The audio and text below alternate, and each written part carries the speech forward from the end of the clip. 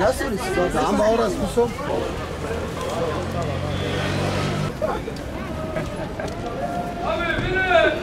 Bir motivasyon alkışı Rozan. Sen. Çapık. Her şey burada. Varsa valla motivasyonum gitti. Tamam gideceğiz abla. Abla ne satıyor? Abla karpuz satıyor, erik satıyor, tuz satıyor. Ver gel. Semt pazar esnafıyım. Kadın pazar esnafıyım. Karpuz satıyoruz, kavun satıyoruz. Halkımızın hizmetindeyiz. Karpuzlar şu an 10 lira.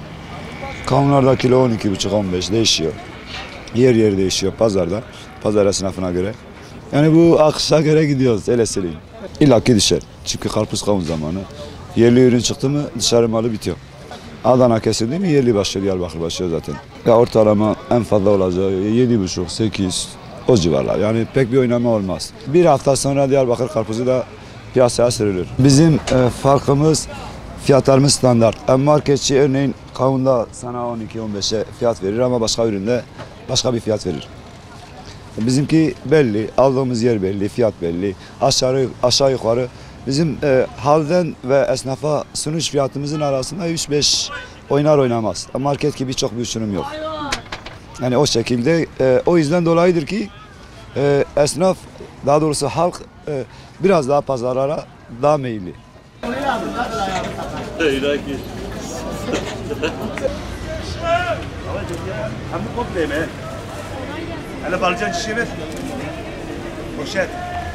Pazar esnafıyım. Bu pazarda 5. yılım. Bir dakika.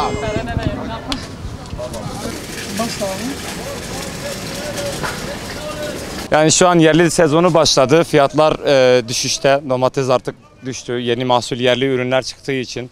Seralar geliyordu. Sera domatesler satıyorduk. 35-40 lira, 50 liralara kadar çıkmıştı. Şu an 25-20 lira, 15 liraya kadar düştü fiyatlar. Ürünler güzel, yeni mahsul. Herkesi bekliyorum. Talep ekonomik şartlardan dolayı az, düşük. Yani artan maliyetler artık mutfakları kısıyor. Herkes istediği kadar alamıyor. Mutfakta herkes istediği gibi yemek çıkaramıyor. Yani hepimiz mağduruz bu konuda ekonomik şartlardan dolayı. Domates, salatalık, kabak, biber, patlıcan, sebze çeşitlerini satmaktayız. Uygun şu an biraz düşüşte. Eskiye nazaran biraz düşüşte şu an. Yaz boyunca devam eder büyük ihtimalle, öyle öngörülüyor yani. Biraz iyi şu an, fiyatlardan memnunlar. Düşüş biraz söz konusu olunca.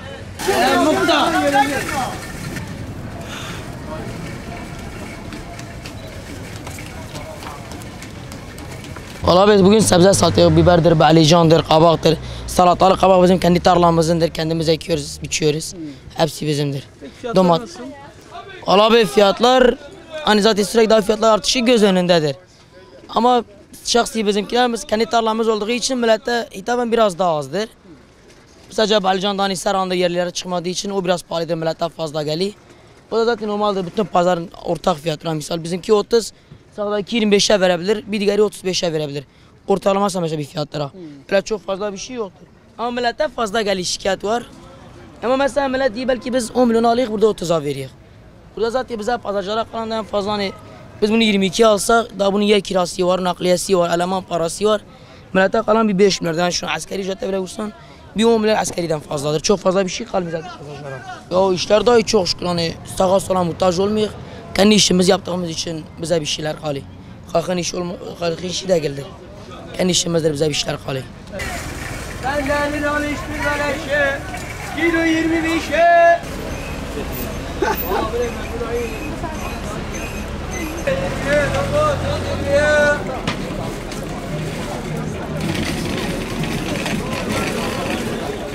Yakıt pahalıdır, bazı ürünler pahalıdır.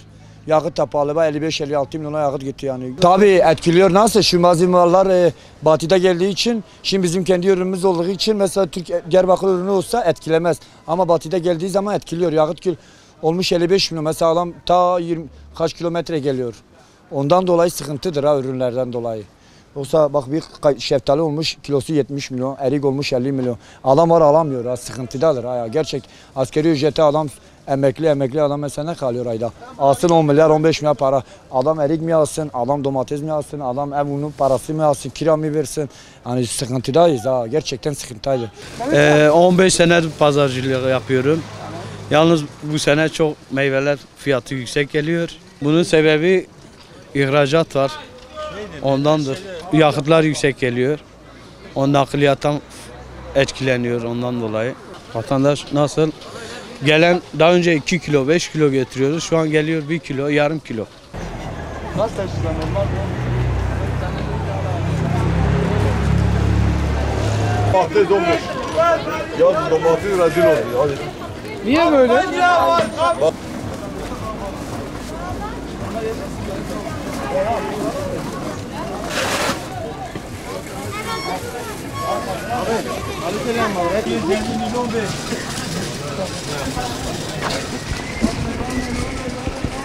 Domates, patlıcan, biber satıyoruz hocam ya. Fiyatlar nasıl? Fiyatlar iyi değil bence hocam ya. Çok baya bir yüksek diyorlar. Gelen müşteriye 35 diyoruz ablam. Oo diyor. Abi sakıza bir paket sakıza 35 lira para veriyoruz. Çiftçi yakıt alıyor. Şimdi çiftçi ektiği yakıtın parasını çıkaramıyor. Hep zarar üstüne zarar, başka bir şey yapmıyor ki. Ne yapacak olduğu gibi zam üstüne zam vuruyorlar. Domates, patlıcan, biber, salatalık her şey var bizde. Bu yerli salatalarımız yeni çıktı işte. Tarladan geliyor. Esasında domates şu anda 12,5'a satıyoruz. Bedava. 4 kilo 50 milyon. Bir haftalık ihtiyacı yani iyi. Sebze çok iyi. Vallahi bir yerli çıktı da inşallah tamamdır. Çünkü genelde mazota bağlıdır ya. Mazottan dolayıdır. Şimdi mazot pahalı olunca dışarıdan getiren arkadaşlar gerçekten işin altına çıkamıyor. Ama şu anda bu yerli olduğu için yakın. Mesela ben kendim sabahleyin Pirişik'te salatalık geldi. Çok güzeldi. Yakın mesela burada ne kadar? 500-600 milyondu. Dışarıdan geldi mi nakliye kilo başı 5 lira. Ondan dolayı iyidir, çok iyidir.